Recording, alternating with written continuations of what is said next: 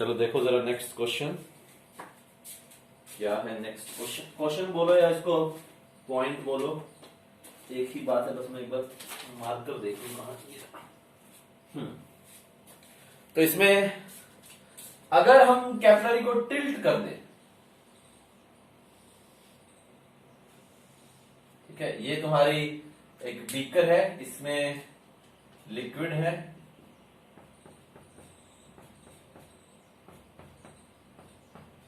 ठीक है, और ये कैपिलरी है।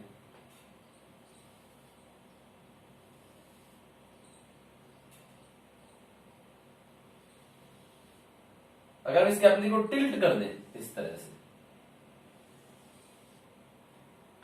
तो अगर इस कैपिलरी में पानी h हाइट तक चढ़ रहा था तो अभी भी h हाइट तक ही चढ़ता है पानी।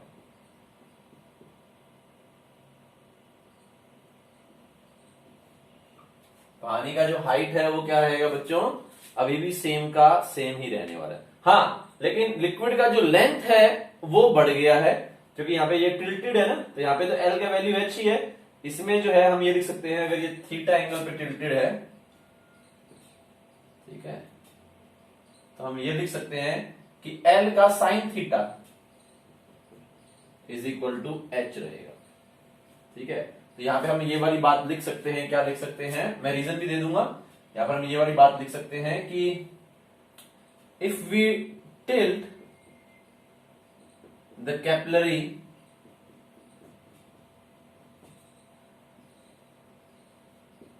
height rise will remain same,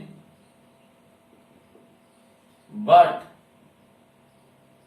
length of liquid column will increase.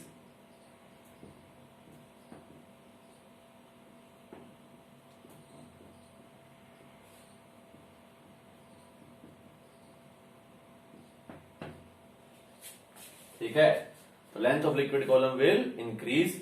तुम चाहो इसको डिराइव भी कर सकते हो, टिल्ट करने से कोई फर्क नहीं पड़ेगा, अभी भी सरफेस टेंशन का फोर्स ऊपर की तरफ रहेगा इस तरह से। अगर चाहो तो डायरेक्शन बोल सकते हो टी इंटू में 2 पाई, ठीक है, टी इंटू में 2 पाई, लेट से ये एंगल 0 ले लेते हैं, टी इंटू में 2 पाई आर रहेगा, ठीक है।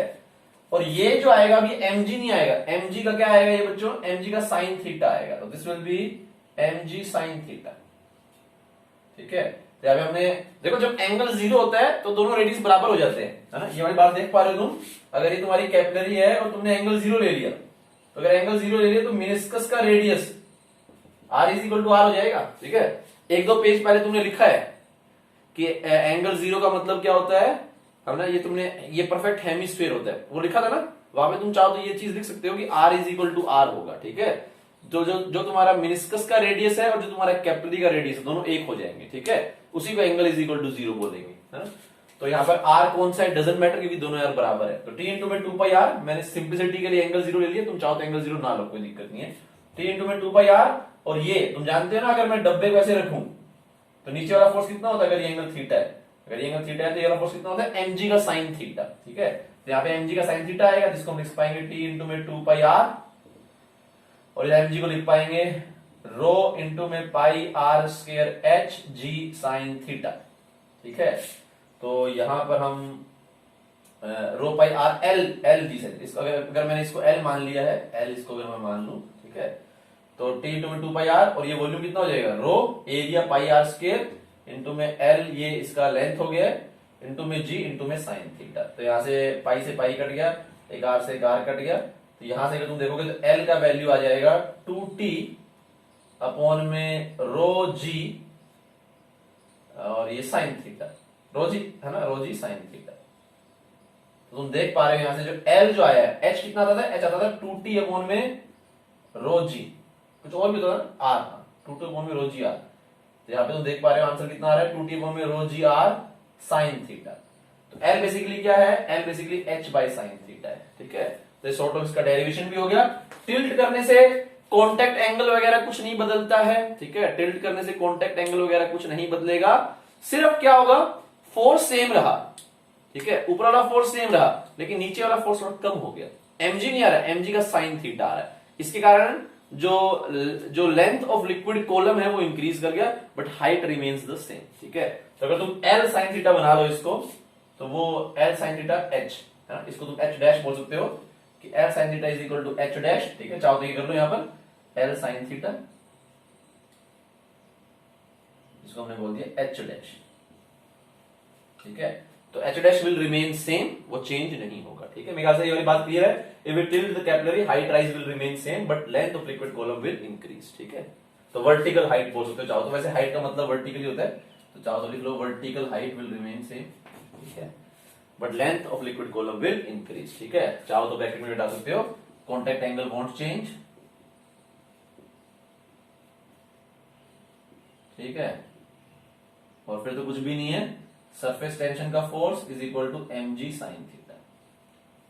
यहां से हमने ये वाली चीज लगा दी है। ठीक है, कर लो इसको नोट बच्चों, ये अगला पॉइंट हो गया।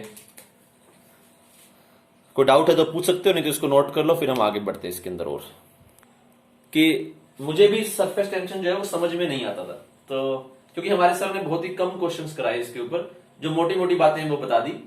और इसको बल्कि ऐसा है कि देखो कुछ टॉपिक्स में ऐसे हैं जिनको टीचर्स कम इंपॉर्टेंस देते हैं। ठीक है, और वो क्या थोड़े विजुलाइज करने मुश्किल है। ठीक है, और उनसे बहुत इजी क्वेश्चन आते हैं, बट वो टीचर उसको कम इंपॉर्टेंस देते हैं, तो बच्चे भी कम इंपॉर्टेंस देने लग जाते हैं। जैसे अगर मैं बात करूं इलास्टिसिटी हो गई, अगर मैं बात करूं सरफेस टेंशन हो गई, अगर मैं बात करूं ईएम वेव हो गया, है ना, अगर मैं मॉडर्न फिजिक्स की बात करूं, वेव्स की भी बात कर लें, क्योंकि वेव्स 11th के लास्ट में होता है, तो आमतौर पर घुचमुच हो जाता है इसके अंदर, है ना। तो इनसे क्या है, ये टॉपिक्स ऐसे हैं जिनको समझना मुश्किल है, लेकिन क्वेश्चन इनसे स्ट्रेट फॉरवर्ड आते हैं। तो बजाय कि हम, हालांकि हमने तो मैकेनिक्स में भी अच्छा टाइम लगाया है, ठीक है, ऐसी बात नहीं, मैकेनिक्स में कम टाइम लगाया हमने, मैकेनिक्स तो बेस है, मैकेनिक्स में तो टाइम लगना बनता ही है। ठीक है, लेकिन अगर इलेक्ट्रोस्टैट्स वगैरह इन सब चैप्टर्स का अगर एक दो लेक्चर निकाल करके इन टॉपिक्स में दे दिए जाए वो लेक्चर, सरफेस टेंशन वगैरह और इन सब में, तो ये बच्चे का काफी अच्छा हो जाता है, उसमें थोड़ा कॉन्फिडेंस आ जाता है उसके अंदर। ठीक है, और अभी मैं ये नहीं कर रहा सब हो गया सरफेस टेंशन के अंदर, लेकिन जितना मैंने तुम्हें कराया उतना मुझे नहीं पढ़ाया गया था, मुझे इतना अच्छे से याद है ना। तो इसको हमने अच्छे से काफी ठीक तरीके से कर लिया। इसको तुम देखोगे तो तुम्हें आमतौर पर इसको एक दो लेक्चर में खत्म करने की कोशिश करते हैं, बट हमने इसको काफी जो है इसके ऊपर किया है, क्योंकि मैं ये समझता हूं कि ये थोड़ा सा विजुलाइज करना मुश्किल है, और इस पर थोड़ा ज्यादा काम किया जाए तो ये क्वेश्चन गलत होने के चांस कम हो जाते हैं इसके अंदर, है ना। खैर कर लो इसको नोट। चलो आगे बढ़े। देखो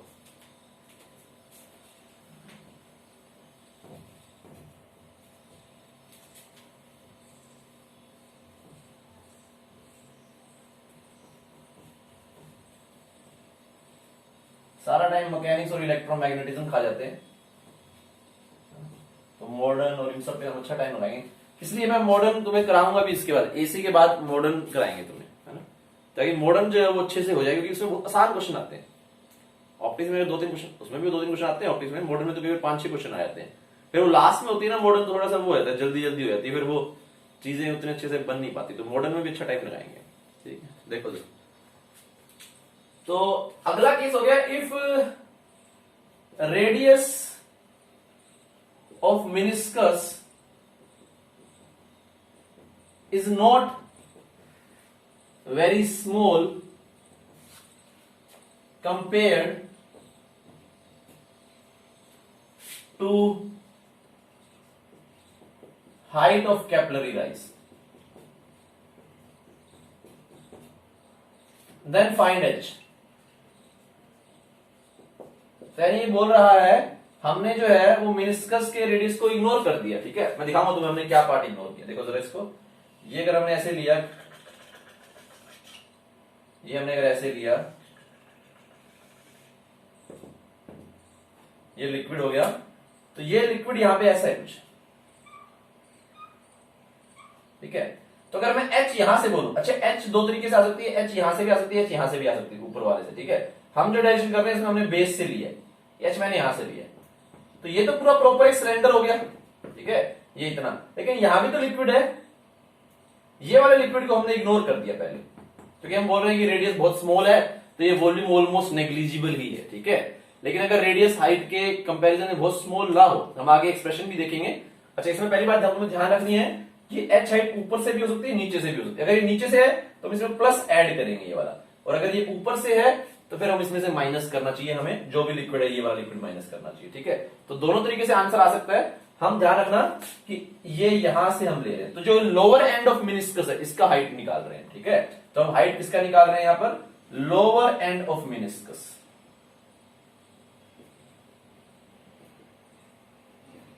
ठीक है। अगर इसी को मैं थोड़ा सा डायग्राम को बड़ा कर दूं तो मैं यहां पर दिखाऊं, मेरे ख्याल से तुम देख यहां पर भी पा रहे हो, लेकिन थोड़ा सा अगर और बड़ा कर दूं मैं इसको, थोड़ा सा और बड़ा, तो ये कुछ ऐसा है, ठीक है। हम परफेक्ट हेमिस्फीयर एज्यूम कर रहे हैं, ये जो हम डेरिवेशन करेंगे ये भी चाहो तो लिख सकते हो, assume contact angle 0, assume theta 0, ठीक है। तो यहां पर अगर हम देखें तो अगर ये हमारी कैपिलरी है, ठीक है, तो यहां तक हमारा हाइट h आ रहा है नीचे से लेकर के, तो ये वाला तो हमने कंसीडर कर लिया लिक्विड, लेकिन ये वाला लिक्विड रह जाता है। अब हमें इसको भी ऐड करना है, ठीक है। तो अब हम क्या बोलेंगे, हमें इस वॉल्यूम को निकालना पड़ेगा, ठीक है। इस वॉल्यूम को मैं कैसे निकालूंगा, इस वाले वॉल्यूम को, तो मैं इसको ब्लैक से बना देता हूं, ठीक है, ऐसे ये वाला वॉल्यूम, ठीक है। तो हम ये डेल्टा वी ब्लैक बोल देते हैं, ठीक है, वी ब्लैक बोल देते हैं, डेल्टा वी नहीं है, वी ब्लैक हम कैसे निकालेंगे, ठीक है। तुम चाहो तो कुछ कोई और बना लेना, जो भी है, वी डार्क बोल सकते हो तुम इसको शेड करके, वी शेड, है ना। कैसे निकालेंगे इसको, हमने परफेक्ट हेमिस्फीयर बना लिया, तो इस सिलेंडर में से वॉल्यूम ऑफ सिलेंडर माइनस में वॉल्यूम ऑफ हेमिस्फीयर करेंगे तो निकल करके आ जाएगा, है ना। ये पूरा एक सिलेंडर है, इसमें से ये हेमिस्फीयर है, तो सिलेंडर में से अगर हेमिस्फीयर हटा देंगे तो पीछे जो बच जाएगा ये शेडेड वाला वॉल्यूम बच जाएगा। तो वॉल्यूम ब्लैक बोलो या शेडेड बोलो, शेडेड बोल देता हूं, चलो शेडेड थोड़ा बेटर वर्ड है। तो वॉल्यूम शेडेड जो है वो कितना निकल करके आएगा बच्चों, ये सिलेंडर है, इस सिलेंडर का में कितना होगा, इसका पाई आर स्क्वायर इंटू में हाइट, ठीक है। अच्छा, अगर ये r is equal to R है, यहां पर r is equal to R है, तो ये अगर r है, ये भी r है, तो ये हाइट भी इसकी r होगी, ठीक है। तो जो हम आंसर निकालेंगे अगर उसमें हम प्लस r कर देंगे तो वो टॉप ऑफ द मिनिस्कस से हाइट निकल करके आ जाएगी। एनीवेज, तो वॉल्यूम शेडेड हम बोलेंगे सिलेंडर का volume which is pi are square into में height which is again r, minus में हेमिस्फीयर का वॉल्यूम, भाई स्फीयर का होता है 4/3 पाई आर क्यूब, इसका कितना होगा 2/3 पाई आर क्यूब, तो ये हो जाएगा पाई आर क्यूब बाई 3, वॉल्यूम जो है वो शेडेड पार्ट का, ठीक है। अब तुम्हें कुछ भी नहीं करना, अब सिंपल सा वही स्टेप तुम्हें फॉलो करना है। देखो जरा क्या स्टेप फॉलो करना है, यहां कर देता हूं, होपफुली तुम्हें दिखाई दे जाए। t इंटू में 2 पाई आर, कोस तो हमने 0 ले लिए, है ना, t इंटू में 2 पाई आर, ठीक है। रो, ये वाला वॉल्यूम कितना था बच्चों, थोड़ा सा स्पेस कम बच रहा है मेरे पास, यहां पर मैं स्पेस के लिए थोड़ा इसको इधर शिफ्ट कर देता हूं, थोड़ा इधर शिफ्ट कर देता हूं इसको, ठीक है, तो फिर मेरे पास स्पेस ठीक बच जाएगा। 1 सेकंड ही लगेगी, ज्यादा टाइम लगने वाला है नहीं शिफ्ट करने में, तो इसको मैं थोड़ा इधर शिफ्ट कर देता हूं।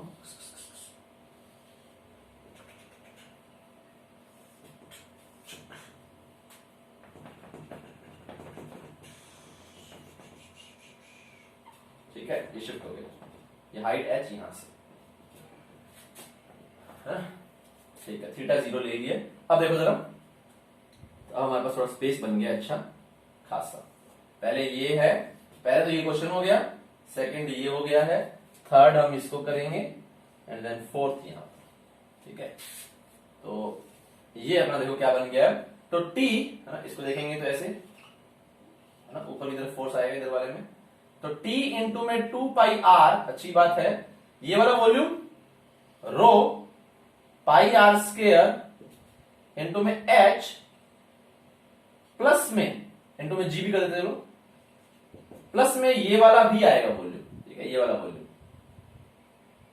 ठीक है, जिसको मैं यहां से ब्लू से बना देता हूं, चलो ये वाला वॉल्यूम, और ये वाला वॉल्यूम हम ऑलरेडी निकाल चुके हैं, शेडेड वाला पाई आर स्क्वायर बाई 3 है, तो रो इंटू में pi r cube, sorry r square बोल दिया, आर क्यूब बाई 3 इंटू में जी, ठीक है। तो ये वाला वॉल्यूम था हमारा, थोड़ा सा वॉल्यूम और ऐड हो गया, अगर हम हाइट नीचे से माप रहे हैं, अगर ऊपर से मापेंगे तो माइनस करना पड़ेगा, ठीक है। ये वाला वॉल्यूम माइनस करना पड़ेगा। खैर एनीवेज, तो हमें वो करने की जरूरत नहीं है, हम ऊपर से मांगेंगे सीधा एच में, इस वाले एच में अगर आर ऐड कर देंगे तो ऊपर से निकल करके आ जाएगा। ठीक है, खैर एनीवेज, तो हम यहाँ पर अगर एच की वैल्यू करेंगे तो इसको इधर ले जाते हैं, तो पहले तो पाई से पाई काट देते हैं, पाई का तो किस्सा निपटा। ठीक है, एक आर से मेरे ख्याल से आर भी कट जाएगा। ठीक है, तो ये हो गया 2t, और ये इधर आएगा minus rho R G, rho R square, sorry rho R square G by 3, और ये हो गया इधर रो आर एच जी। तो h का वैल्यू हो गया 2t, ये रो आर जी नीचे आ जाएगा, रो आर जी जो कि हमारा आंसर होता था, है ना। अगर cos थीटा को मैं 0 कर दूं, या cos थीटा को 1 कर दूं, थीटा को 0 कर दूं, तो ये हमारा आंसर होता था। इसमें से थोड़ा सा पार्ट हमें जो है वो क्या करना पड़ेगा, माइनस करना पड़ेगा। ठीक है, वो क्या हो जाएगा माइनस, रो से रो भी कट जाएगा। ठीक है, ये क्या हो जाएगा, रो आर स्क्वायर जी अपॉन में रो आर जी। तो रो से कुछ गड़बड़ किया मैंने, हाँ 3 शायद मैंने मिस कर दिया, 3 था। तो rho r square g by 3 upon में रो आर जी। तो रो से रो कट गया, जी से जी कट गया, और एक आर भी कट गया। तो हाइट का वैल्यू आ गया बच्चों 2t रो आर जी माइनस में आर अपॉन में 3, ये हाइट का वैल्यू आ गया। थोड़ा सा ये तुम्हारा जो है वो करेक्शन फैक्टर निकल करके आ गया। ठीक है, मैं ऐसे तो नहीं कहूंगा तुम इसको याद करो, लेकिन समझ लिया है तो अच्छी बात है, ज्यादा मुश्किल नहीं है। इसको हेमिस्फीयर बनाएंगे तो मुश्किल नहीं है, सिलेंडर का वॉल्यूम भी निकालना आसान है, हेमिस्फीयर का जिसमें चैलेंज आ सकता था वो सिर्फ मैथमेटिकल चैलेंज आ सकता था कि तुम ये वॉल्यूम निकालने में थोड़ा गड़बड़ कर दो। ठीक है, जो कि अगर तुम एंगल का वैल्यू 0 ले लो तो मुश्किल नहीं आ रही, एंगल अगर 0 नहीं लेंगे तो शायद थोड़ा सा अजीबोगरीब बनेगा, हेमिस्फीयर कुछ पार्ट बनेगा, फिर भी निकाल सकते हैं, ऐसी बात नहीं है, वॉल्यूम फिर भी निकाला जा सकता है। ठीक है, फिर वो थीटा वाले तरीके से मैं भी कुछ ट्राई करके निकाल तो सकते हैं, लेकिन वो नहीं आना चाहिए, ज्यादा मैथमेटिक्स हो जाएगा। ठीक है, वो भी 9th 10th क्लास का मैथमेटिक्स, जहाँ पे वॉल्यूम वगैरह निकालने थे, वॉल्यूम ऑफ फ्रस्टम और ये सब। ठीक है, तो आमतौर पर इसी अजम्पशंस के साथ थीटा इज इक्वल टू 0 है, हम ये वाला पार्ट कैलकुलेट करते हैं। माइंडेड, ये हाइट तुम्हारी कहां से है, बॉटम ऑफ द मेनिस्कस से है। अगर तुम्हें टॉप ऑफ द मेनिस्कस चाहिए, यानी जो हाईएस्ट पॉइंट चाहिए, है ना, तो उसमें प्लस आर कर दो, तो वो 2r/3 बन जाएगा अपने आप ही। ठीक है, तो इसको नोट कर लो बच्चों, ये भी हमने कंसीडर कर लिया है। कोई डाउट है तो इसके अंदर पूछ लो। अगर तुम देखोगे तो बहुत ही आसान है, ये वही फोर्स है, T इंटू में 2πr, वही mg है, बस थोड़ा सा m और ऐड कर दिया। किसका m, इसका m। अब इसका m कैसे निकालोगे, रो इंटू में वॉल्यूम, इसका वॉल्यूम सिलेंडर में से हेमिस्फीयर वाला काट दिया। ठीक है, कर लो, डाउट है तो पूछ लो, कोई गड़बड़ हो तो बता देना। अगर तुम्हें टॉप से चाहिए तो हाइट h है ना तुम्हारा, बस h में r और जोड़ दो, है ना, तो h प्लस r कर दोगे तो यहां से आ जाएगा।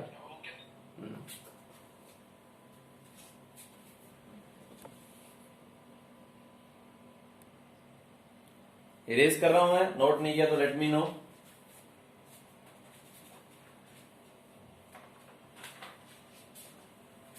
अब हम कर लेते हैं एक आईआईटी में आया हुआ सवाल, आईआईटी जेईई एडवांस में आया हुआ सवाल सरफेस टेंशन के ऊपर। ठीक है, जाहिर सी बात है, आईआईटी जेईई एडवांस अगर सरफेस टेंशन पे क्वेश्चन देगी और तुमसे हाइट राइज पूछेगी कि कैपिलरी में हाइट राइज कितना होगा, तो समझ जाओ कि डेरिवेशन तो वो नहीं लगने देगी। तो फिर तुम क्या लगा सकते हो, दिमाग लगा सकते हो, अपना नॉलेज यूज कर सकते हो। ठीक है, यही काम तुम कर सकते हो। तो ये जो सवाल है ये आईआईटी जेईई 2014 में आया हुआ है। ठीक है, इसको करते हैं हम शुरू। एक सेकेंड बस, हाँ सॉरी, थोड़ी देर के लिए वो डिस्कनेक्ट हो गया था। हाँ, तो ये आईआईटी जेईई का सवाल है 2014 का। तो हाइट राइज पूछा है कैपिलरी में। ठीक है, तो आंसर हो गया 2t cos थीटा अपॉन में रो आर जी। ठीक है, जहां पे आर जो है वो रेडियस ऑफ कैपिलरी है। तो जाहिर सी बात इतना आसान सवाल जो है वो आईआईटी पूछेगा नहीं, तो थोड़ा सा वो फॉर्मूला तुम्हें लगने नहीं देगा। तो देखो उन्होंने क्या तरकीब अपनाई है, उन्होंने बोला कि मैं कैपिलरी ऐसी नहीं लूंगा, एक सिलेंड्रिकल नहीं लूंगा, क्यूबिकल है ना, स्क्वायर शेप में भी नहीं लूंगा, जो भी तुमने और किए वो भी नहीं पढ़ूंगा, मैं एक नई टाइप की कैपिलरी लूंगा जो कि कोन के शेप में होगी। ठीक है, और जिसका एपेक्स एंगल अल्फा होगा। तो उसने क्या बोला कि ये तुम्हारा लिक्विड है, मैं तुम्हें समझाता हूं क्वेश्चन क्या था। ठीक है, स्टेटमेंट तो बड़ी है, लिखने में टाइम लग जाएगा। ठीक है, तो सारी बातें मैं बता देता हूं। तो ये तुम्हारा यहां पर एक बीकर है जिसके अंदर तुमने कैपिलरी ली है ऐसी,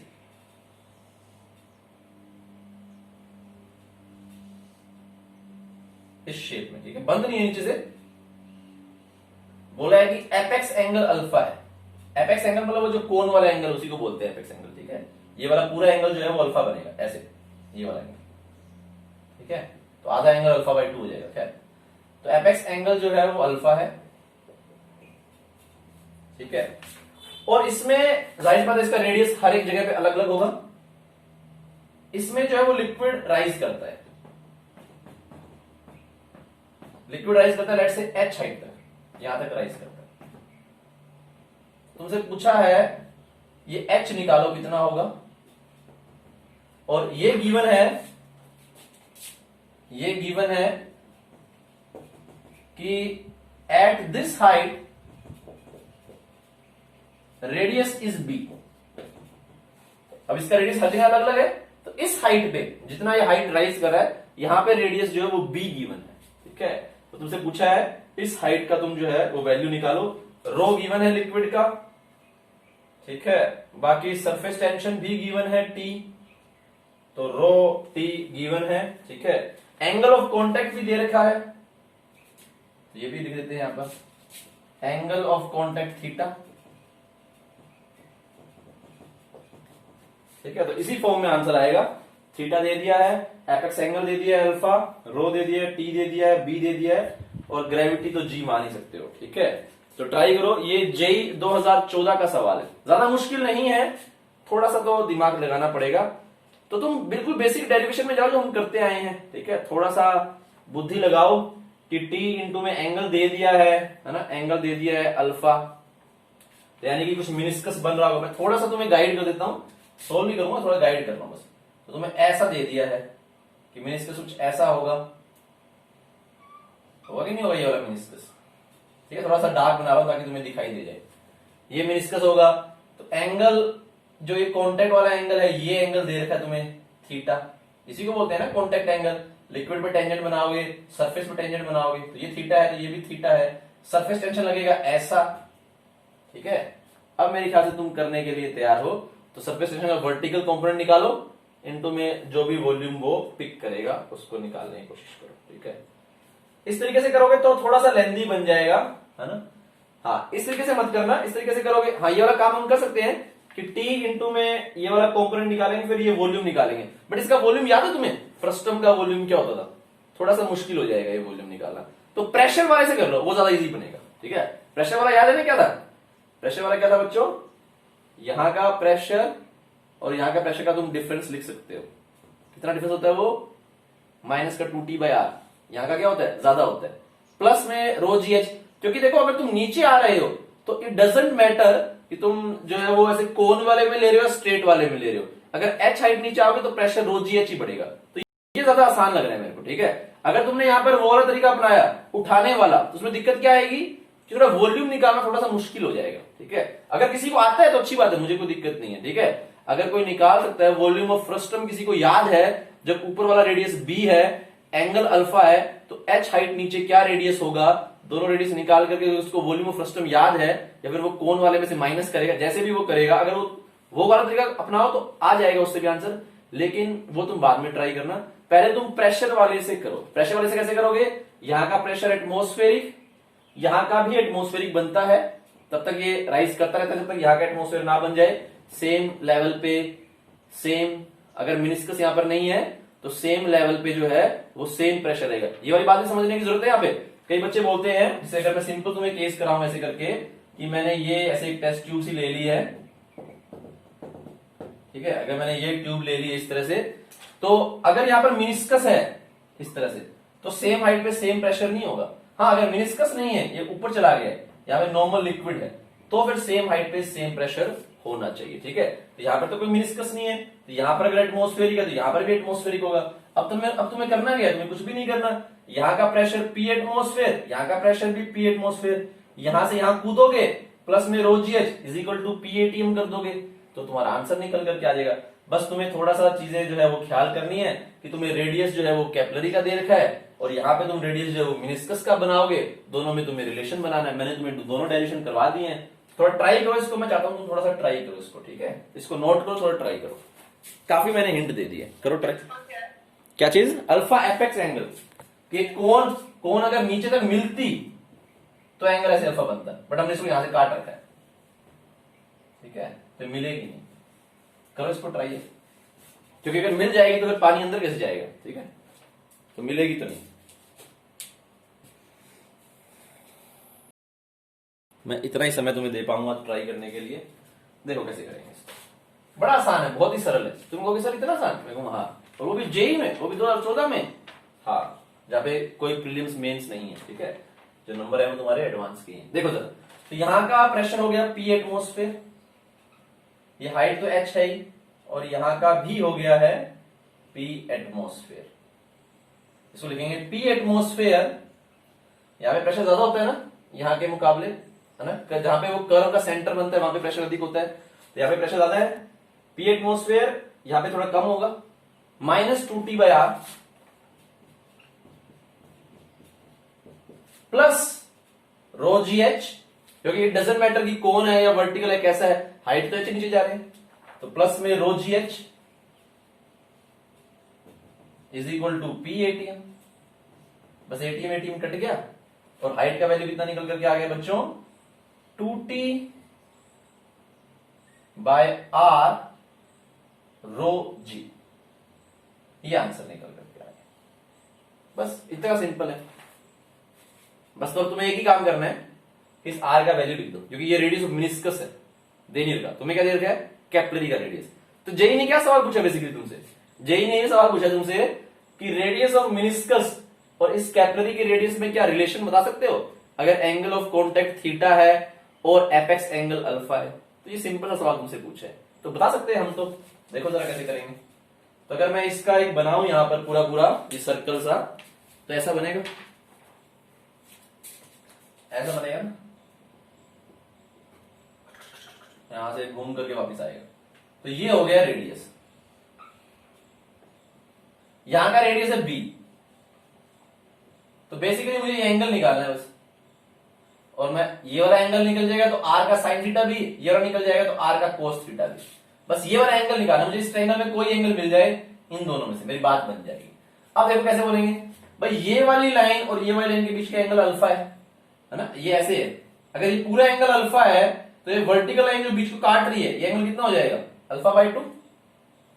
अगर ये तुम्हारी से कोण है, ये पूरा एंगल अल्फा है, तो वर्टिकल लाइन इसको बीच में से काटेगी, एंगल बाइसेक्टर बनेगी वर्टिकल लाइन, तो α/2 हो जाएगा। तो अगर यहां से α/2 बना रहा है तो आगे भी तो वर्टिकल लाइन से α/2 बनाएगा। अगर एक लाइन यहां से α/2 बना रही है तो आगे भी तो α/2 बनाएगी, कोरस्पोंडिंग एंगल, ठीक है। तो ये वाली जो लाइन है यहां से वर्टिकल से कितना एंगल बनाएगी, α/2 एंगल बनाएगी। बस बात खत्म होगी। तो ये जो एंगल है ये वर्टिकल से ये बनेगा यहां पर α/2।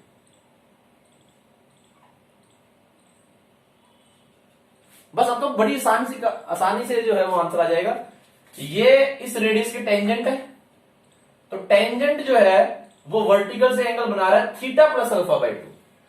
तो रेडियस कहां से बनाएगा, हॉरिजॉन्टल से, है ना। यह बात तो हम जानते हैं ना, दो लाइंस के बीच अगर एक लाइन हॉरिजॉन्टल से थीटा बना रही है तो इस लाइन की जो परपेंडिकुलर लाइन है वो कहां से बनाएगी, वर्टिकल से थीटा बनाएगी। ये तो हम बार बार करते आए ना, दो लाइनों के बीच का एंगल थीटा है तो उनके परपेंडिकुलर के बीच का एंगल भी थीटा होगा। तो अगर एक लाइन हॉरिजॉन्टल से थीटा बना रही है तो इस लाइन के परपेंडिकुलर जो लाइन है वो वर्टिकल से थीटा बनाएगी, ठीक है। तो ये वाला जो सरफेस टेंशन है ये किसके लोग हैं, टेंजेंट के लोग हैं, ठीक है। जैसे तुम्हारा ये मिनिस्कस है, सरफेस टेंशन ऐसा है, तो ये सरफेस टेंशन वर्टिकल से कितना एंगल बना रहा है, थीटा प्लस α/2, ठीक है। इसमें सिर्फ एक ही झोल है, क्या झोल है कि जो कॉन्टेक्ट एंगल है वो यहां से है ना, और ये टेढ़ी है, पहले ये सीधी होती थी तो कॉन्टेक्ट एंगल ही ये वाला एंगल बन जाता था, ठीक है। लेकिन अब क्या है, कॉन्टेक्ट एंगल ये है प्लस तुम्हें थोड़ा सा और एंगल लेना पड़ेगा α/2, ठीक है, उसको वर्टिकल बनाने के लिए। तो T जो है वर्टिकल से एंगल बना रही है थीटा प्लस α/2। तो ये जो एंगल है इस एंगल को मैंने लेट से फाई बोल दिया, ठीक है। इस एंगल को मैंने क्या बोल दिया, फाई। इस एंगल को मैंने फाई बोल दिया लेट से, ठीक है। इस एंगल को मैंने थोड़ा क्या बोल दिया, फाई बोल दिया। थोड़ा तुम्हें वहां से कम दिख रहा होगा, मैं थोड़ा पास ले आऊंगा ताकि तुम्हें अच्छे से दिखाई दे जाए, ठीक है। तो इस एंगल को मैंने फाई बोल दिया है, ठीक है, बाद में तुम्हें दिखा दूंगा, ठीक है। तो अब हम क्या बोलेंगे यहां पर, फाई का वैल्यू क्या हो जाएगा बच्चों, समझना जरा इसको। तो ये जो लाइन है वर्टिकल से बना रही है थीटा प्लस α/2, तो इस टेंजेंट के परपेंडिकुलर होगा रेडियस, तो ये हॉरिजॉन्टल से बनाएगी थीटा प्लस अल्फा बाय 2। तो फाई का वैल्यू बेसिकली क्या है, थीटा प्लस अल्फा बाय 2। तो बात बन गई, आर का cos phi is equal to B. तो आर का वैल्यू कितना हो गया, बी अपॉन में cos phi which is B upon में cos theta plus alpha by 2। इसको तुम यहां पुट कर दोगे तो आ जाएगा हाइट का वैल्यू 2t अपॉन में रो जी और आर का वैल्यू हो जाएगा b अपॉन में cos theta plus alpha by 2। देखने में तुम्हें क्वेश्चन कितना ही मुश्किल क्यों न लगे, लेकिन आईआईटी ने तुमसे सिर्फ एक सवाल पूछा है कि अगर कॉन्टेक्ट एंगल थीटा है, एपेक्स एंगल अल्फा है, तो क्या तुम रेडियस ऑफ मिनिस्कस और वहां का जो कैपिलरी रेडियस है उसमें रिलेशन एस्टेब्लिश कर सकते हो। अगर तुम कर सकते हो तुमने आंसर पा लिया। इसको उठाने वाले तरीके से करोगे थोड़ा सा लेंदी बनेगा, क्योंकि वॉल्यूम ऑफ फ्रस्टम तुम्हें मालूम नहीं है, बकेट का जो वॉल्यूम होता है वो तुम्हें मालूम नहीं है, वो तुम्हें निकालना आना चाहिए। उसके लिए भी तुम्हें वो रेडियस भी निकालनी पड़ेगी, यहाँ वाली रेडियस कितनी होगी, ठीक है, क्योंकि ये बिल्कुल नीचे तक नहीं जाएगा, ठीक है। खैर एनीवेज तो मैं दोबारा से रिपीट कर दूं, यहाँ का pressure P ATM minus 2t by R plus rho G H is equal to P ATM. Answer यहीं पे आ गया था, सिर्फ रिलेशन एस्टेब्लिश करना था आर में और कैपिलरी की रेडियस में। हमने बोला कि ये एंगल थीटा है जो कॉन्टेक्ट एंगल दे रखा है, और ये जो है वर्टिकल से अल्फा बाय 2 एंगल बना रही है कैपिलरी, जो कि एपेक्स एंगल अल्फा है, तो ये यहां से एंगल बनाएगी थीटा प्लस अल्फा बाय 2। तो अगर ये टेंजेंट वर्टिकल से बना रही है थीटा प्लस अल्फा बाय 2, तो रेडियस तो टेंजेंट के परपेंडिकुलर है, तो वो हॉरिजॉन्टल से बनाएगी थीटा प्लस अल्फा बाय 2। उसको नया नाम दे दिया फाई, क्योंकि यहाँ पे थोड़ा लिखना मुश्किल होता है थीटा प्लस अल्फा बाय 2, तो नया नाम दे दिया फाई। तो phi theta plus alpha by 2, तो आर का cos phi is equal to B, R का वैल्यू आया, रिप्लेस कर दिया, आंसर पाया, ठीक है। तो तुम ऐसे कर सकते हो, पहले तुम ये नोट कर सकते हो, चाहो तो ये ऐसे कर सकते हो, पहले इसी को नोट कर लो, फिर इसको नोट कर लो, और फिर इसको नोट कर लो, ठीक है। और सबसे पहले तो ये तो डायग्राम है, अगर तुम्हें डायग्राम दिख नहीं रहा तो मैं थोड़ा सा इसको पास ले आता हूं, तुम डायग्राम को देख सकते हो अच्छे से। दिख रहा है तो अच्छी बात है, थोड़ा सा और मैं इसको पास ले आता हूं ताकि तुम डायग्राम को ठीक से देख सको, ठीक है। तो जिन लोगों को डायग्राम नहीं दिख रहा था वो डायग्राम देख सकते हैं। दिख रहा था तो अच्छी बात है, वहीं पे रख दूं, दिख रहा था सभी को, थोड़ा यहाँ पे रख देता हूँ इस तरह से, ताकि थोड़ा डायग्राम के रिलेटिव ज्यादा पास हो। तो थोड़ी सेटिंग कम जम रही है, दिख रहा है, उधर वाला नहीं दिख रहा ना, उधर वाला तो क्या तुमने नोट कर ही लिया, मेरा सब कुछ दिख ही रहा है, उधर वाला तो क्वेश्चन अच्छा पूरा, चलो ठीक है, वहीं पे रख देते हैं।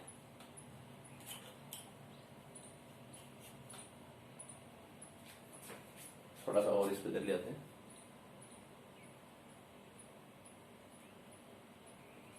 कर लो इसको,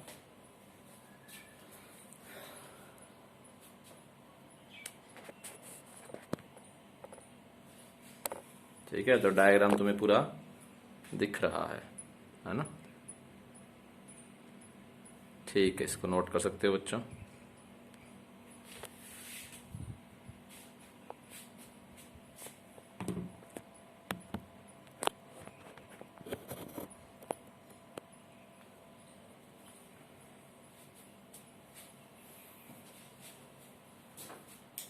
कर लो इसे नोट। ये सवाल जेईई एडवांस 2014 का है, ठीक है। तो ऐसे ना इंपॉर्टेंट ना दिखने वाले टॉपिक से भी आ जाता है, ठीक है।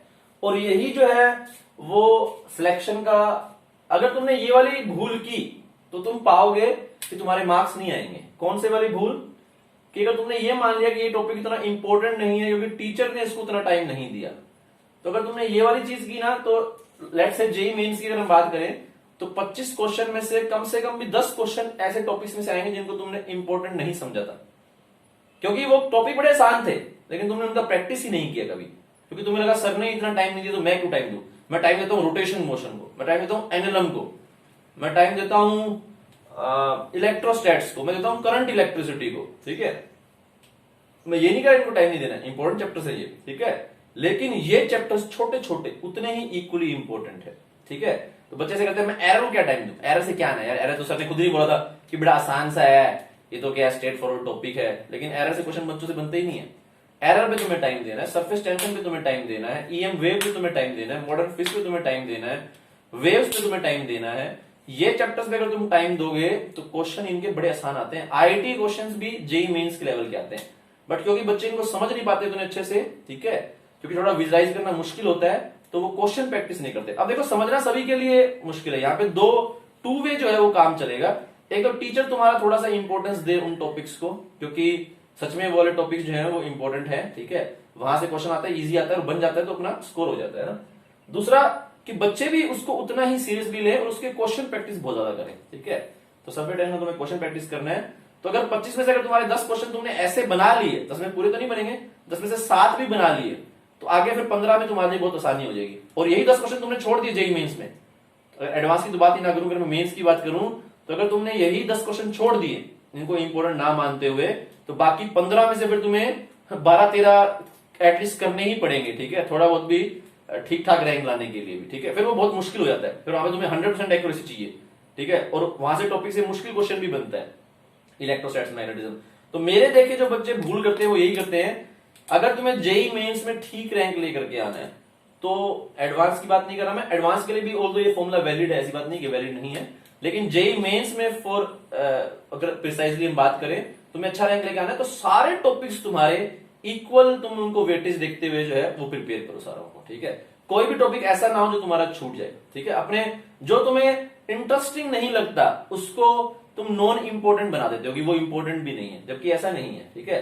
ये सरफेस टेंशन किसी को अच्छा नहीं लगता, ना टीचर को ना बच्चों को, किसी को नहीं लगता, हालांकि मुझे तो ठीक लगता है, क्योंकि तुम किसी चीज में टाइम इन्वेस्ट करते हो तो तुम्हें वो ठीक लगने लग जाता है, जैसे वो तुम्हें समझ में आता है तो वो ठीक भी लगने लग जाता है, तुम्हें समझ में ना आए तो फिर वो तुम्हें टॉपिक भी बुरा लगता है और फिर तुम उसको नॉन इंपोर्टेंट भी बना देते हो, ठीक है। मैं ये नहीं कर रहा सरफेस टेंशन से क्वेश्चन आएगा, लेकिन जो तुमने धारणा बना रखी है कि एरर तो ऐसे ही है, सर ने खुद नहीं बोला था मैं लास्ट में करा दूंगा, फिर पता नहीं करवाया, क्रू है नहीं, है ना। तो वेव्स भी हमारा आखिर में हो गया इस तरह से, ऐसे तुम्हारा वेव ऑप्टिक्स भी आखिर में ऐसे रह जाता है कि इंपॉर्टेंट नहीं है, छोटा सा टॉपिक है, ठीक है। इस तरह से करते करते बहुत सारे टॉपिक, सेमीकंडक्टर हो गया या फिर मॉडर्न फिजिक्स हो गया, इस तरह से करते करते ही खुद जो है वो 12-13 टॉपिक ऐसे बन जाते हैं। 40 अगर तुम्हारे चैप्टर हैं जिनमें 12-13 तुम ऐसे बना देते हो जो तुम्हें लगता है कि इंपॉर्टेंट नहीं है, और फिर वहां पे वो क्वेश्चन आते हैं तो तुम्हें वो दिखाई देते हैं फिर कि सिर्फ वही वही क्वेश्चन दिखाई देते हैं कि अरे यार ये भी आ गया, सरफेस टेंशन वाला भी आ गया, अरे वेव वाला भी आ गया, अरे एरर वाला भी आ गया, यार ये तो मैंने किया ही नहीं, वही तो मैं शुरू ही नहीं कर सकता। तो ये तो मायने नहीं करता कि क्वेश्चन आसान है या मुश्किल है, ठीक है, क्योंकि मेरे को तो बिल्कुल ही नहीं आता, क्योंकि मैंने इनको अनइंपोर्टेंट माना था, मैं तो देखते ही इनसे दूर भागता हूं। तो अगर तुमने ये वाला एटीट्यूड रखा तो वहां पर जो है फिर तुम पाओगे कि जेईई मेंस का एग्जाम बड़ा डिफिकल्ट आया, है ना। और अगर तुमने एटीट्यूड ठीक रखा, सभी को, ठीक है, तुमने उसी नजर से देखा कि ये इससे भी क्वेश्चन आते हैं भाई, तभी ये टॉपिक है सिलेबस में और मुझे इसको तैयार करना है और मुझे इसकी क्वेश्चन प्रैक्टिस करनी है। बल्कि जो चैप्टर तुम्हें अटपटे लगे, जैसे मैंने तुम्हें नाम बताई दिए ऑलरेडी, एरर हो गया, एसएचएम हो गया, वेव हो गया है, सरफेस टेंशन हो गया है, इलास्टिसिटी हो गई है, ईएम वेव हो गया है, मॉडर्न फिजिक्स हो गई है, इनकी तुम्हें ज्यादा प्रैक्टिस करनी है, क्योंकि ये चैप्टर थोड़े से मेन स्ट्रीम चैप्टर्स नहीं है ये, ठीक है। ऐसे देखा जाता है कि एक मैकेनिक्स है, ठीक है, एक बड़ी यूनिट मैकेनिक्स है और एक बड़ी यूनिट इलेक्ट्रोमैग्नेटिज्म है, एक ऑप्टिक्स है ना, एक थर्मल है, और बाकी ऐसे चुटपुट से है, ठीक है। एक वेव हो गया, मॉडर्न फिजिक्स हो गई, ठीक है, ये ईएम वेव हो गया, सरफेस टेंशन फ्लूइड हो गया, है ना, ग्रेविटेशन हो गया, इन बाकी चैप्टर को चुटपुट में आ जाता है, तो ये मेन स्ट्रीम में नहीं आते, मतलब सॉर्ट ऑफ, क्योंकि इनकी बड़ी बड़ी यूनिट नहीं है। मैकेनिक्स एक बड़ा यूनिट है, इलेक्ट्रोमैग्नेटिज्म एक बड़ा यूनिट है, ठीक है। ऑप्टिक्स भी तुम बोल सकते हो कि इतना छोटा नहीं, हालांकि चैप्टर 2 ही है उसके अंदर, लेकिन उसको भी वो रे ऑप्टिक्स को ऑप्टिक्स मानते हैं, वेव को तुम कंसीडर नहीं करते, क्योंकि ऐसा लगता है कि भाई रे हो गया है तो, क्योंकि 80% अगर रे है तो 20% ही है वेव, लेकिन क्वेश्चन वेव से भी आ जाता है, ठीक है। तो फिर वो उनको पूछ मान के वो इग्नोर कर देते हैं वेव को ना। तो इस तरह से करते करते ये जो 7-8 चैप्टर का गुच्छा बनता है, इसकी बच्चे प्रैक्टिस नहीं करते और फिर होता नहीं है, क्योंकि विजुलाइज तो तुमने कर नहीं रखा और तुमने प्रैक्टिस भी नहीं की, तो गड़बड़ हो जाती है। तो अगर तुम्हें जेईई मेंस में स्कोर करना है फिजिक्स में, तो मैं तुम्हें यही सलाह दूंगा कि इन टॉपिक्स पे पकड़ बनाओ अपनी पूरी, बाकियों में भी बनानी है, मैं बाकियों मना नहीं कर रहा, लेकिन इन पे जरूरी है बहुत ज्यादा, नहीं तो तुम्हें पेपर लगेगा कि बिल्कुल ही सारा पेपर ऐसे बहुत वो आ गया कि मैंने देखा हुआ लेकिन मुझे आता कुछ नहीं, ठीक है, ऐसी फीलिंग आएगी, ठीक है। तो इन पर जरूर तुम्हें ध्यान देना है। चलो आगे बढ़ते हैं अब हम।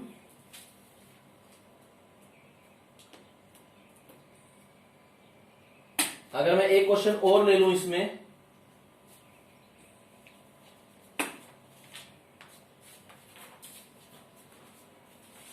हालांकि आईआईटी का तो नहीं है जो अगला ले रहा हूं, वो सिंपल सा क्वेश्चन है ऐसे, लेकिन वो भी हम ले लेते हैं।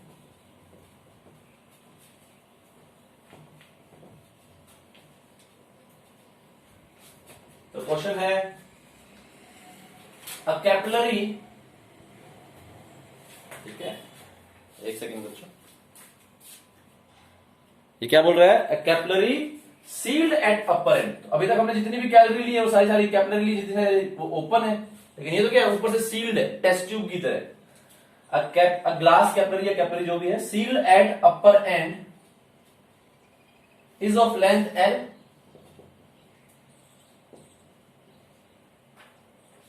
and internal diameter, अच्छा इंटरनल एक्सटर्नल भी ठीक है, internal diameter D. The tube is immersed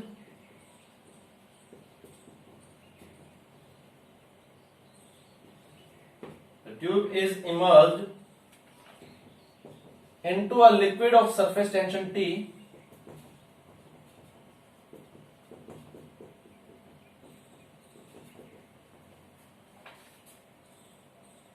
to what length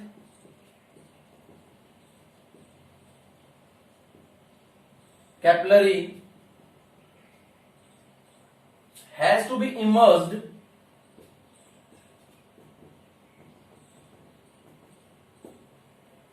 so that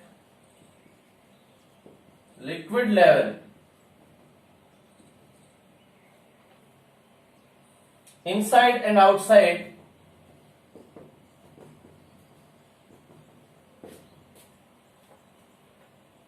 of capillary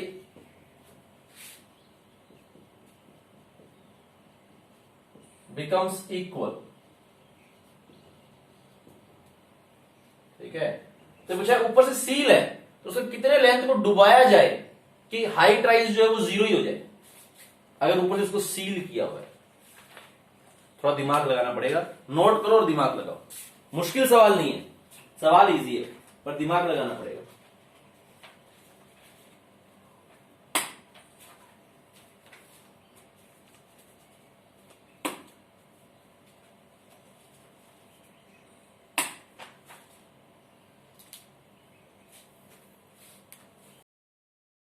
ठीक है, और ये भी तुम बोल सकते हो आइसोथर्मल कंडीशन है कि हम उसको डिप कर रहे हैं तो आइसोथर्मली डिप कर रहे हैं, ठीक है, टेम्परेचर चेंज नहीं करेंगे।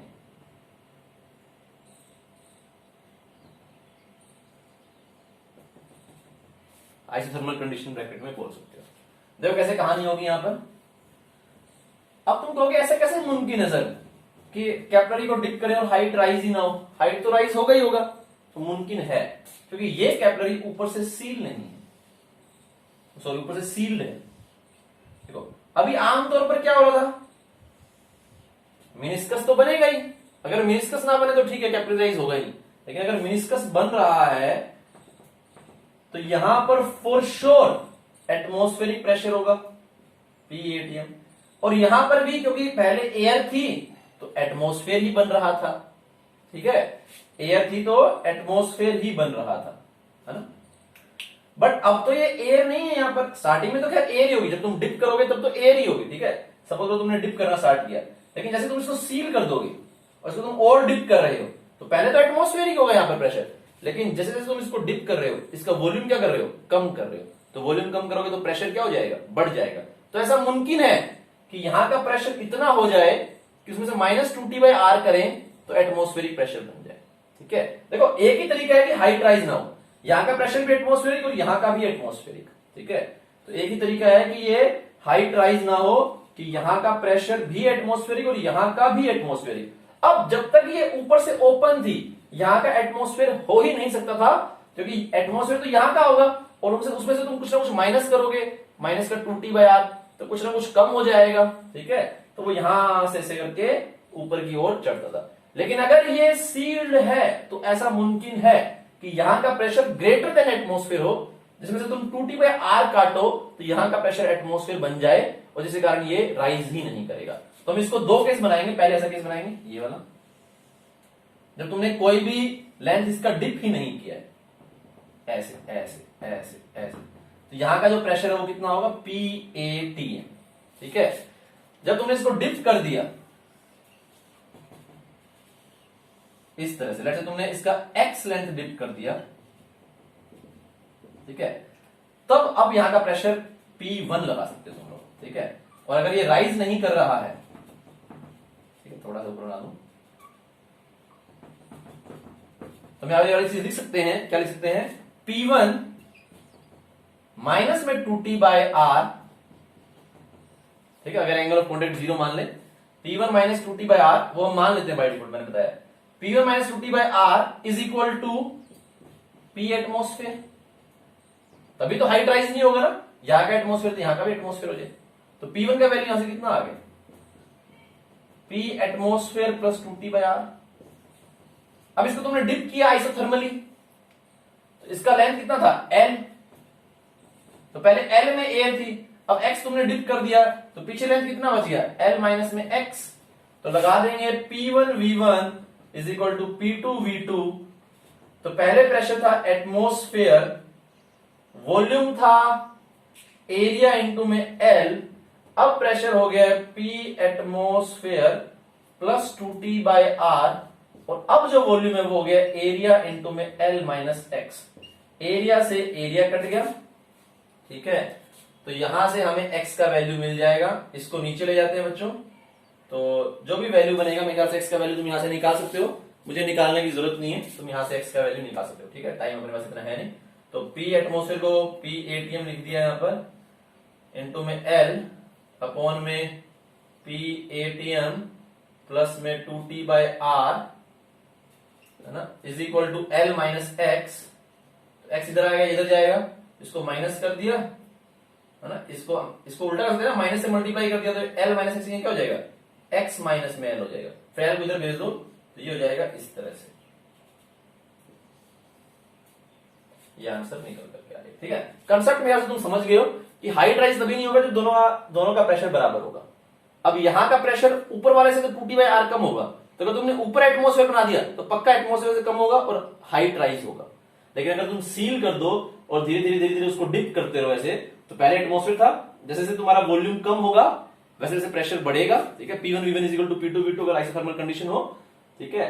तो जैसे अगर आइडियाबैटिक हो तो PV की power gamma is P1 V1 की power gamma is equal to P2 V2 की पावर गामा, कर सकता है IIT कर सकता है, आइडियाबैटिक कर सकता है प्रोसेस को, ठीक है। थर्मल भी इंक्लूड हो गई, सरफेस टेंशन भी इंक्लूड हो गई, फ्लूइड भी इंक्लूड हो गया, ठीक है।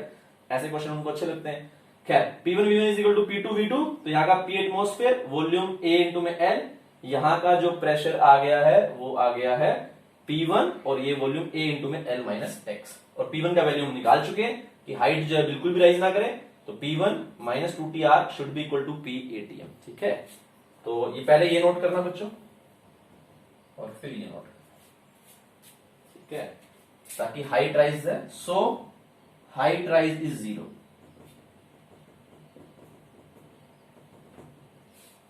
कर लो इसको पूरे को नोट।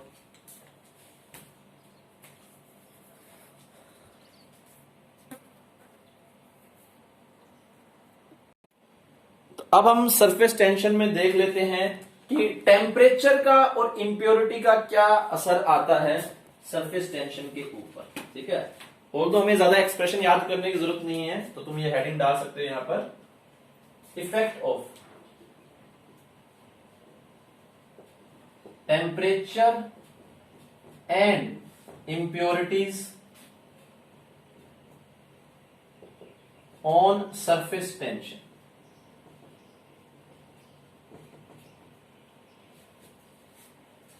तो पहले तो टेम्परेचर बढ़ाने से सरफेस टेंशन डिक्रीज होती है, ठीक है। यही कारण है कि तुम्हें जो तुम सूप जो होता है, देखो अगर सरफेस टेंशन कम होगा ना तो वो ड्रॉप्स ही नहीं बनेगी, वो फैल जाएगा लिक्विड। जैसे होता है ना, जैसे मरकरी का हम देखते हैं तो उसका सरफेस टेंशन अच्छा होता है तो ड्रॉप ऐसे बनती है, पूरी अच्छे से फॉर्म होती है ड्रॉप, ठीक है। तो अगर सरफेस टेंशन जो है, हाँ ये तुम देखो, इसको तुम देखते हो कि सर्दियों में जो है, वो पहले मैं देखता था कि सर्दियों में मम्मी जो है गर्म पानी से कपड़े धोती है, तो मुझे लगता है शायद इनके हाथ ठंडे हो जाते होंगे, ठीक है। अब तो खैर वॉशिंग मशीन वगैरह आ गई, अभी भी पानी गर्म यूज करते हैं वैसे, ठीक है। तो मुझे लगा हाथ ठंडे होते हैं शायद इसलिए करते हैं वो, लेकिन वो ये कारण नहीं होता, उस मम्मी को भी ना मालूम हो, ठीक है। मम्मी सोचती होगी भाई ठंडे पानी से कौन सर्दी में हाथ धोएगा, ठंडे हो जाएंगे, बट उसका एक्चुअली रीजन क्या होता है कि अगर पानी ठंडा होता है तो उसका सरफेस टेंशन अधिक होता है, तो जो ड्रॉपलेट्स बनती है वो थोड़ी बड़ी बड़ी बनती है रिलेटिवली। अगर गर्म कर दोगे तो वो ड्रॉपलेट छोटी हो जाएंगी, ठीक है। तो जो कपड़े का जो फाइबर है उसके अंदर वो घुस नहीं पाती। तो अगर तुम कपड़े का ये फाइबर लोगे इस तरह से, तो अगर ड्रॉपलेट बड़ी होंगी तो वो ऊपर ही रह जाएंगी, उसके अंदर से पेनिट्रेट नहीं करेंगी। डर्ट तो यहाँ पर है ना, तो डर्ट को निकालने के लिए क्या करना है तुम्हें, एक तरीका तो है तुम सोप ऐड कर दो। तो सोप तो वो तुम देख चुके हो 9th 10th में पढ़ते थे कि वो एक बड़ा सा वो कंपाउंड बनाता है जो इसको जो है वो खींच लेता है ना, वो तो अलग बात हो गई, ठीक है। लेकिन अगर पानी इसके अंदर जाकर के इसको क्लीन कर रहा है, फाइबर्स के अंदर जाकर के, है ना, तो उसके लिए ड्रॉपलेट छोटी होनी चाहिए, तो इसके लिए सरफेस टेंशन अधिक होना चाहिए। तो इसलिए हम क्या करते हैं, सर्दियों में पानी का टेम्परेचर बहुत कम होता है, तो सरफेस टेंशन उसका जो है वो इंक्रीज कर जाता है, तो ड्रॉपलेट इंक्रीज कर जाती है, बड़ी हो जाती है ड्रॉपलेट इन साइज, तो वो अंदर नहीं घुस पाती, तो वो ठीक से कपड़े साफ नहीं होते, ठीक है। इसीलिए ड्रॉपलेट को छोटा करने के लिए उसका सरफेस टेंशन बढ़ाते हैं, ठीक है, सॉरी सरफेस टेंशन घटाते हैं, गलत बोल रहा हूं मैं, सरफेस टेंशन उसको घटाते हैं, और सरफेस टेंशन घटाने के लिए टेम्परेचर बढ़ाते हैं। तो टेम्परेचर बढ़ाओगे तो सरफेस टेंशन तुम्हारा डिक्रीज करता है। इसका तुम एग्जांपल और जगह देख सकते हो, जैसे तुम्हारे जो सूप वगैरह होते हैं, टोमेटो सूप, तो वो हमेशा तुम गर्म पीते हो, ठीक है, क्योंकि अगर तुम उनको ठंडा, आमतौर पे सूप हम वैसे भी जनरली सर्दियों में ही पीते हैं, तो अगर तुमने कोल्ड सूप पिया तो वो तुम्हारे जो टेस्ट बड्स हैं उन पे वो फैलता नहीं है, क्योंकि वो ड्रॉपलेट्स ही बन करके चली जाती हैं, अंदर चला जाएगा, वो पूरा फैलेगा नहीं, तो तुम्हें टेस्ट इतना अच्छा नहीं आएगा। अगर तुम उसका टेम्परेचर थोड़ा बढ़ा दोगे, टोमेटो सूप का या कोई भी सूप है, तो सरफेस टेंशन जो है वो कम हो जाएगा, जिसके कारण वो ड्रॉपलेट छोटी बनेंगे और वो फैल जाएगा पूरे तुम्हारे टेस्ट बड्स के ऊपर, तो तुम्हें अच्छा जो है वो टेस्ट आएगा। तो हॉट सूप टेस्ट बेटर, सिर्फ इसलिए नहीं कि क्योंकि तुम्हें गरम गरम पसंद, जैसे चाय गरम गरम पसंद होती है, वो इसलिए भी होगी, नहीं तो वो तुम्हारे टेस्ट बड्स पे फैलता नहीं है टोमेटो सूप, और वो ऊपर ऊपर मतलब ड्रॉपलेट्स के फॉर्म में अंदर चला जाएगा, ठीक है, तो इतना टेस्ट नहीं आएगा। तो ये दोनों रीजंस तुम्हें दर्शाते हैं कि as temperature increases surface tension decreases, ठीक है। तो एक्सप्रेशन भी है, ऑल्दो मैं नहीं कहूंगा कि तुम एक्सप्रेशन याद करो, बट मेरे पास यहां पर एक्सप्रेशन भी है, मैं लिख दूंगा जरूर। तो यहां पर हम लिख सकते हैं एज टेम्परेचर इंक्रीजेस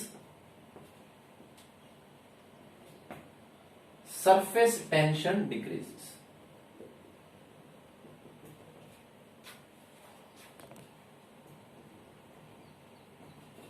ठीक है। तो तुम चाहो तो ये दो एग्जांपल याद भी रख सकते हो, ठीक है। Washing of clothes with warm water in winters, ठीक है, and hot soup tastes better, ठीक है, क्योंकि सरफेस टेंशन अगर कम होगी, ठीक है, तो ड्रॉपलेट्स छोटी होंगी, ठीक है, तो वो फैल जाएंगी, ठीक है। एक्सप्रेशन भी है, ऑल्दो मैं नहीं कहूंगी तुम इसको याद करो, ठीक है, लेकिन एक्सप्रेशन भी है इसका, T is equal to T naught 1 minus theta upon में थीटा C की power n, not very important, बस ये ध्यान रखना है, ठीक है। थीटा C क्रिटिकल टेम्परेचर है, जिसके बाद सरफेस टेंशन 0 हो जाती है। टी नॉट तो तुम्हारा जो है वो, अच्छा टी नोट क्या है, यहाँ पे सरफेस टेंशन है, ठीक है, surface tension eight 0 degree Celsius, ठीक है। थीटा सी क्या है, क्रिटिकल टेम्परेचर। अगर थीटा का वैल्यू थीटा सी हो जाए तो 1 हो जाएगा, तो सरफेस टेंशन 0 हो जाएगी, ठीक है। इसको हम बोलते हैं temperature at which surface tension become 0। तो 0 होगा तो बिल्कुल फैल जाएगा, अब मस्त मस्त सूप जो है वो टेस्ट करेगा। मैं तो अभी से मुंह में जो है वो, हालांकि मैं सूप पीता नहीं हूँ, सूप मुझे पसंद नहीं है, लेकिन ऐसे गरम गरम, क्योंकि सर्दियां भी आने वाली हैं, तुम्हारे जोधपुर में तो नहीं आई होंगी अभी, लेकिन यहाँ पे थोड़ी थोड़ी होने लग गई ठंड, हल्की हल्की सी, वहां पे भी हल्का हल्का तो हो गया हुआ इफेक्ट। यहाँ पे तो ठंड बहुत तेज आती है, तो उम्मीद करते हैं कि इससे पहले कि ठंड यहाँ आए मैं जोधपुर पहुंच जाऊं, क्योंकि यहाँ की ठंड तो सिटी पिटी गुल कर देती है। तो temperature at which surface tension becomes 0, ठीक है। तो ऐसे सूप का नाम सुन के मुंह में पानी आ गया। वैसे मैं सूप ज्यादा पसंद नहीं है, लेकिन गरम गरम चीज खाने का मन तो कर रहा है, सर्दियां जैसे पास आ रही है, तो इसको लिख लो। ऑल्दो ये फॉर्मूला नॉट वेरी इंपॉर्टेंट, ठीक है, बस थोड़ा सा ज्ञान मिल गया कि हाँ भाई टेम्परेचर बढ़ाओगे तो सरफेस टेंशन घटेगी क्योंकि 1 में से कोई बड़ी वैल्यू माइनस होगी, ठीक है, और एक टेम्परेचर आएगा, उसके बाद सरफेस टेंशन 0 हो जाएगी, ठीक है, उसके बाद फिर इसको नहीं अप्लाई करेंगे। ऐसे मत करना कि थीटा सी से बड़ा हो जाएगा सर तो भी हो जाएगा, तो ये फॉर्मूला तुम्हारा थीटा सी तक ही अप्लाइड है, ठीक है, तो तक कब तक अप्लाइड है, थीटा लेस देन थीटा सी, उसके बाद तो सरफेस टेंशन 0 हो गया, 0 हो गया तो 0 हो गया, ठीक है, बाद में क्या अप्लाई करना है फॉर्मूला, ठीक है। ये n का वैल्यू भी होता है करीब करीब, ये अलग अलग लिक्विड पे डिपेंड करता है, बट n का वैल्यू करीब करीब जो है वो 1.21 के बराबर होता है एवरेज वैल्यू इसका, ठीक है, तो ये मोर और लेस कांस्टेंट ही मान लो तुम, ठीक है, थोड़ा सा लिक्विड पे डिपेंड करता है, बट ये फालतू की बात है, सिर्फ ये ध्यान रखो टेंशन इन तुम्हारा जो है वो डिक्रीज कर जाएगा अगर तुम टेम्परेचर को इंक्रीज करोगे। इसको नोट कर लो फटाक से, फिर हम आगे चलते हैं, इंप्योरिटी वाली बात को भी सीखते हैं, ठीक है। आगे देखो इंप्योरिटीज के का क्या इफेक्ट पड़ता है, ऑल्दो इसका रीजनिंग मुझे नहीं मालूम है, बट हम इसको लिख लेंगे कि इंप्योरिटीज का क्या असर पड़ता है, ठीक है, जो भी दे रखा है वो लिख लेंगे। तो अभी जो टेम्परेचर की बात कर रहे थे, अब इंप्योरिटीज की बात कर लेते हैं। तो इंप्योरिटीज में यहां पर 2 पॉइंट है, 2 तरह की इंप्योरिटी हम लेते हैं, एक हाईली सोल्यूबल सब्सटेंस, ठीक है, जो बहुत ही ज्यादा सोल्यूबल हो, ठीक है, दूसरा जो इतने ज्यादा सोल्यूबल ना हो, स्पेरिंगली सोल्यूबल, यानी कि शायद इसका मतलब ये है कि ज्यादा सोल्यूबल नहीं है, ठीक है। तो पहला केस हो गया है सोल्यूबल इंप्योरिटीज, एग्जाम्पल भी दे रखे हैं, लाइक NaCl, ZnSO4 एटसेट्रा। तो ये क्या करते हैं, तो ये पानी के सरफेस टेंशन को बढ़ा देते हैं, ठीक है, तो soluble impurities like this increases surface tension of water, ठीक है, सोल्यूबल कहा, पानी में सोल्यूबल है या नहीं उसकी बात कर रहे हैं, ठीक है, तो ये सरफेस टेंशन को इंक्रीज कर देते हैं। दूसरा स्पेरिंगली, ठीक है, होपफुली मैं इसको सही प्रोनाउंस कर रहा हूं,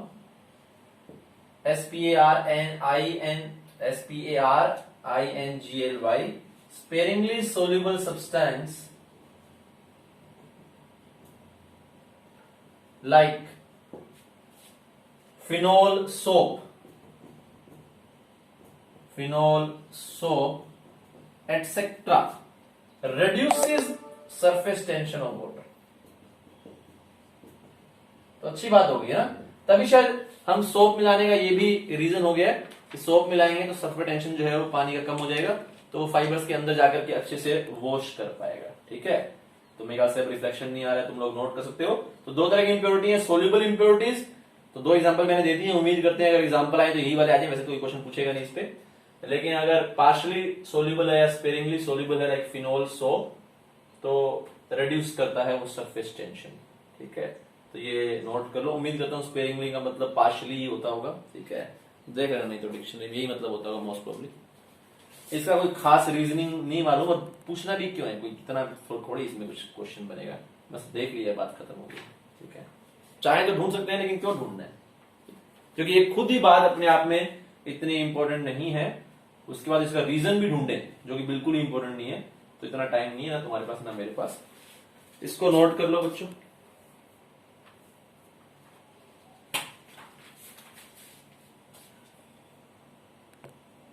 आखिरी एग्जांपल और देख लो जो हमारा मिस हो गया था, सॉर्ट ऑफ, हमें इसको पहले ही ले लेना चाहिए था, तो वो किसी कारण से मिस हो गया, तो उसको हम अभी कंसीडर कर लेते हैं कि जब 2 पैरेलल प्लेट्स के बीच में एक बूंद फंस जाती है, तो वो इस तरह, तुम इसका हेडिंग ये डाल सकते हो कि फोर्स बिटवीन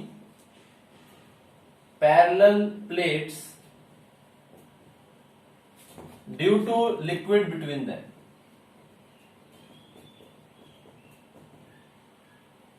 ठीक है। तो ये 2 तुम्हारी पैरेलल प्लेट्स हैं इस तरह से, एक ये ऐसे, एक ये ऐसे, इनके बीच में एक पानी की बूंद फंस गई है, लेट्स, ठीक है, तो ये सॉर्ट ऑफ फिल्म की तरह एक्ट करती है, ठीक है, अगर एक पानी की बूंद फंसा दोगे यहाँ पे ग्लास प्लेट्स के बीच में, तो एक फिल्म की तरह से एक्ट करती है ये सॉर्ट ऑफ, और ये इसका कर्वेचर कुछ ऐसा बनता है यहां पर, ऐसा, ऐसा ऐसा, ठीक है। तो इस तरह से बनता है ये सॉर्ट ऑफ, ठीक है। तो अब इसके कारण हम देखेंगे, देखो होगा क्या, यहां पर प्रेशर एटमॉस्फेरिक है, यहां पर प्रेशर एटमॉस्फेरिक है। तो तुम जानते हो कर्वेचर वाली साइड प्रेशर ज्यादा होता है, तो यहां पर प्रेशर क्या होगा, कम होगा एटमॉस्फेरिक से, है ना। यहां से भी देखोगे तो कम होगा एटमॉस्फेरिक से, और यहाँ पे कौन सा एटमॉस्फेरिक, यहाँ पे कौन सा एटमॉस्फेरिक, तो ऊपर एटमॉस्फेरिक है, नीचे एटमॉस्फेरिक से कम है, तो ऊपर वाला प्रेशर इसको नीचे धकेलने की कोशिश करेगा, यहाँ वाला प्रेशर इसको ऊपर धकेलने की कोशिश करेगा, तो ये प्लेट आपस में चिपकने की कोशिश करेंगी। तो अगर तुम इनको दूर करने की कोशिश करोगे तुम्हें थोड़ा फोर्स लगाना पड़ेगा, ठीक है। इसी के बारे में बात हो रही है, force between parallel plates due to liquid between them. या तो फोर्स निकाल लो ये कितना फोर्स है, या तुम ये भी बोल सकते हो कितना फोर्स तुम्हें लगाना पड़ेगा ताकि ये प्लेट्स ना चिपके, ठीक है। तो यहां पर इन दोनों के बीच का डिस्टेंस जो है वो d है, दोनों प्लेट्स के बीच का डिस्टेंस जो है वो d है, ठीक है। ये हमने यहां पर एक मिनिस्कस ले लिया है, ये जो मिनिस्कस है इसका रेडियस जो है वो हम r ले लेते हैं, ठीक है। और कांटेक्ट एंगल थीटा हो गया ये वाला इनसाइड, एंड ये पानी का जो है इसको मैंने थीटा ले लिया, ठीक है। तो यहां पर मैं क्या बोलूंगा बच्चों, यहां पर प्रेशर कितना होगा, P एटमॉस्फेयर। तो मैं अगर यहां की बात करूं P1 की, तो मैं लिख सकता हूं P1 कितना होगा, P एटमॉस्फेयर माइनस में 2T/R, सॉरी 2T/R शायद मैंने गलत लिख दिया यहां पर, क्यों, क्योंकि ये यहां पर जो है वो स्फेरिकल नहीं बनेगा, ये कुछ ऐसा बनेगा यहां पर, देखो ये कुछ इस तरह का शेप बनेगा, ठीक है। तो ये बिल्कुल फ्लैट है, ये बिल्कुल फ्लैट है, ये फ्लैट है, ये भी फ्लैट है, सिर्फ ये तुम्हारा कर्व्ड है। तो अगर हम अपना फॉर्मूला यूज करें, ठीक है, यहाँ पे जो है वो पूरे में लिक्विड है, तो फॉर्मूला याद है अपना क्या था, फॉर्मूला था अपना 2T 2 के लिए और 1 के लिए T, तो T और यहां पे था शायद 1/R1 + 1/R2 प्रेशर एक्सेस का, याद है ना फॉर्मूला हमने किया था दो सरफेस के लिए। इस क्वेश्चन को हमें वहीं पे ले लेना चाहिए था। तो P हमने लिखा था जब फिल्म एक हो, ठीक है, जब जो है सरफेसेस एक हो तो T 1/R1 + 1/R2, ठीक है, और अगर दो हो तो 2T 1/R1 + 1/R2। अब इसका रेडियस तो मिनिस्कस का हो गया R, फ्लैट वाले का रेडियस इनफाइनाइट होता है, तो यहां पर जो एक्सेस प्रेशर है उसको हम लिखेंगे T 1/R + 1/∞, तो ये हो जाएगा T/R, ठीक है। तो अगर ये हो जाएगा तो मैं यहां पे लिख पाऊंगा, क्या लिख पाऊंगा बच्चों, ठीक है, पहले ये नोट करना है हमें, पहले ये, सबसे पहले तो ये, फिर ये है, उसके बाद अगर हम बात करें तो P1 = P ATM माइनस में T/R, ये यहां का प्रेशर हो गया, ठीक है। तो अगर अब तुम बात करोगे जो फोर्स लगने वाली है, एक फोर्स यहां से लगेगी इस पे P ATM इंटू में एरिया की, एक यहां से लगेगी P1 इंटू में एरिया की। तो अगर फोर्स नेट की बात करेंगे तो that will be P ATM into में एरिया माइनस में P1 इंटू में एरिया। इसको अगर तुम देखोगे तो लिख सकते हो P ATM इंटू में एरिया, और इसका वैल्यू आ जाएगा P ATM इंटू में एरिया, और ये माइनस और माइनस हो जाएगा प्लस T/R इंटू में एरिया, एफ नेट का वैल्यू, ये दोनों कट जाएंगे तो एफ नेट का वैल्यू यहां से निकल करके आ जाएगा बच्चों T इंटू में एरिया इंटू में R, ठीक है।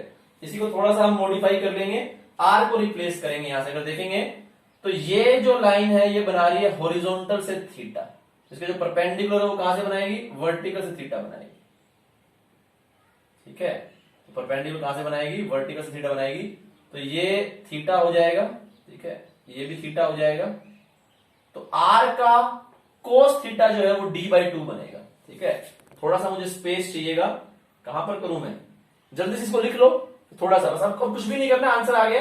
R का कोस थीटा = D/2, यहां पुट करना है, थोड़ा यहां पे कर दूं, शायद यहां पे कर देता हूं।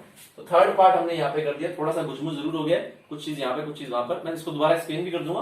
खैर R का, ये R है, इसका कोस थीटा = D/2, तो यहां से हम लिख सकते हैं R का वैल्यू हो गया D/2 कोस थीटा, तो इसको इक्वेशन नंबर 1 बोल देते हैं।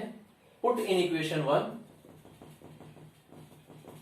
तो ये हो जाएगा एफ नेट एक प्लेट के ऊपर टी ए और आर का वैल्यू हो जाएगा डी अपॉन में 2 cos थीटा।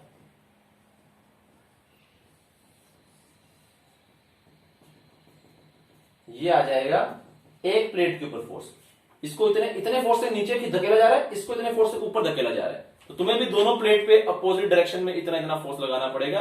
अगर थीटा का वैल्यू 0 दे देता है वो, तो 2ta/d आंसर हो जाएगा। ठीक है, तो ये अपने आप में एक ओड सा क्वेश्चन है। ठीक है, तो इसमें ज्यादा तुम्हें कंसेप्ट में जाने की जरूरत नहीं है, ये बहुत ही एक स्टैंडर्ड सा क्वेश्चन है। तो इसको तुम लोग लिख सकते हो। मैं दोबारा से तुम्हें एक्सप्लेन कर देता हूं कि क्या कहानी है। ठीक है, कहानी बस यही, हाँ बस मैं कहानी जल्दी से एक्सप्लेन करता हूं, तुम इसको नोट कर लेना। कहानी यही है कि अगर दो पैरेलल प्लेट्स के बीच में तुम एक बूंद को फंसाओगे तो वो ये वाला शेप ले लेगी। ठीक है, जिसके कारण यहां पर प्रेशर रिड्यूस हो जाएगा बाहर के मुकाबले, जिसके कारण ऊपर से नीचे यहां से भी फोर्स लगेगा। उसके लिए हमने पहले निकाला कि क्या जो है एक्सेस प्रेशर होगा। तो एक सरफेस कर्व थी, दूसरी वाली फ्लैट थी, हेमिस्फीयर नहीं था ये प्रॉपर। तो हमने ये वाला फॉर्मूला यूज किया, क्योंकि सरफेस एक थी तो टी यूज किया, 2t यूज नहीं किया। ठीक है, एक इनफाइनाइट हो गया, एक आर हो गया, तो ये आ गया एक्सेस प्रेशर। ठीक है, बाहर तो अंदर जो है वो इतना कम हो जाएगा एटमॉस्फेयर से। ये हो गया बाहर एटमॉस्फेयर, उसका फोर्स लिखा, नीचे वाले का फोर्स लिखा, दोनों अपोजिट डायरेक्शन में माइनस किया, तो ये फोर्स आ गया।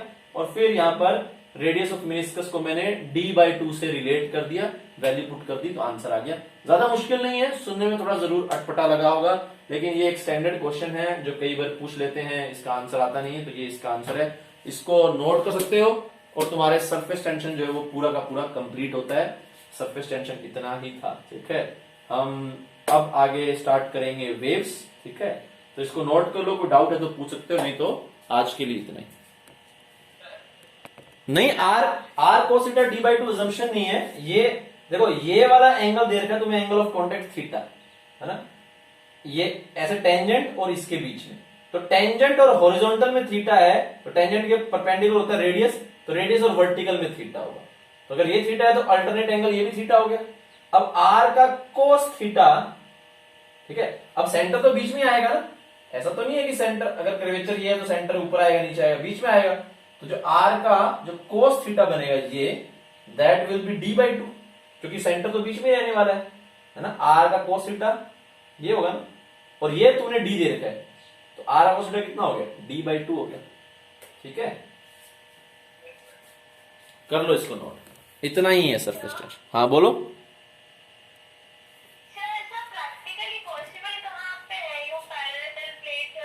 नहीं, तुम करना ऐसा, तुम एक काम करना, वो दो आती है ना जो तुमने बायोलॉजी में एक्सपेरिमेंट किए होंगे, प्याज के छिलके के तुमने शायद वो देखे होंगे सेल वगैरह, उन दोनों प्लेट्स के बीच में डाल करके देखना, जैसे फीलिंग आएगी तुम्हें।